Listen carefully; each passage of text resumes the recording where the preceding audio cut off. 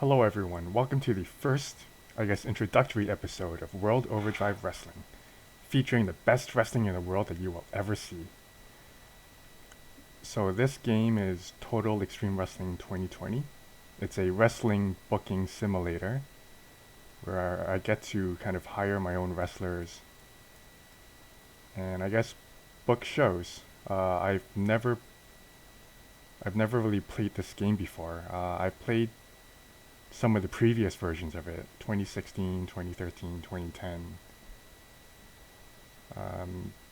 But this game is currently in beta and it's releasing next week. So much like everyone else, I don't really know what I'm doing. I'm going to be, figuring things out on the fly and seeing what works, what doesn't. It looks like there's a lot of new features that I'll be taking advantage of. So first, let's kind of walk through what this is. So if I go to product over here, so this is the default Cornellverse. This is kind of like the made up wrestling world. So it's not like WWE or anything like that.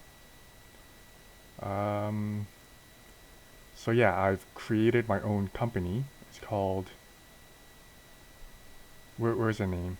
Well, anyway, it's called World Overdrive Wrestling. The name of this is Bad Fanfic Wrestling. So I want to emphasize this word bad. So it's bad fanfic. So, most fanfic is good. So I just wanted to emphasize this as bad. I don't want you to confuse this as kind of the standard good fanfic that I'm sure you're all used to. Okay, so this is going to be kind of,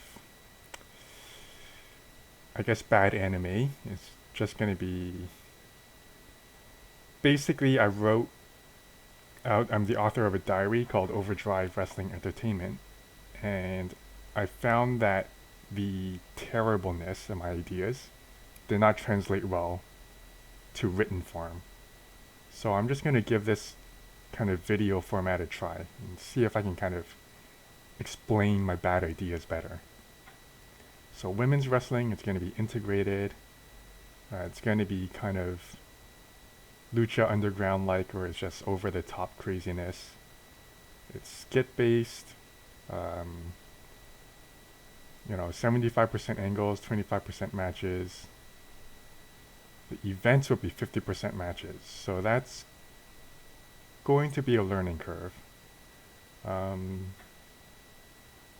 We'll see. I prefer having the angles to be higher. So when I created the company, I chose the default hard, I think. Not the hardest one, but the second hardest. And I think the size is like small or something like that. And I'm based in the mid-south. Yeah, so 25, that's, close to small, I guess. I thought 35 was regional, but yeah, we'll see how things play out. So as far as the production, I wanted kind of this cinematic, kind of, not a very work rate sort of company. It's more about like video packages. So I have very high production values, professional. I'm not sure if this is going to bankrupt me. $7,500 a month, that's quite a lot of money. And so yeah, I'm spending a lot of money on non-wrestling things. So we'll see how this plays out. So as far as the schedule is concerned, I'm going to try 2 shows a month. From what I can tell, kind of the low-grade workers, they're cheaper than they were in 2016. So I'll see how expensive my shows are. So let's go back to my diary. So the great avatar is my character. I think the default was 20 something years old.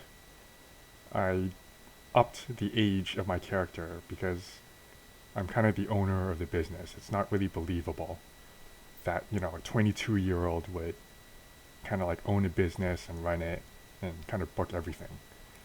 So up to the age, I'm gonna be, like a Cody owner, booker, worker sort of deal. So basically, this is my roster.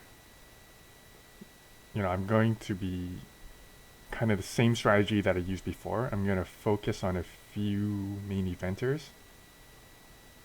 So people who actually have name changes, they're like my actual characters. Jack Marvel, Jude Atlas. This is my non-wrestler. Sabrazel, Sam Titus. And then me, I'll need to change my name to something. I'll think of something. But basically, I got my 4 or 5 actual characters, and basically a bunch of, vanilla midgets. So yeah, we'll see. So that's, I guess, the rundown of what my company is going to be. So I'll see you in episode 1.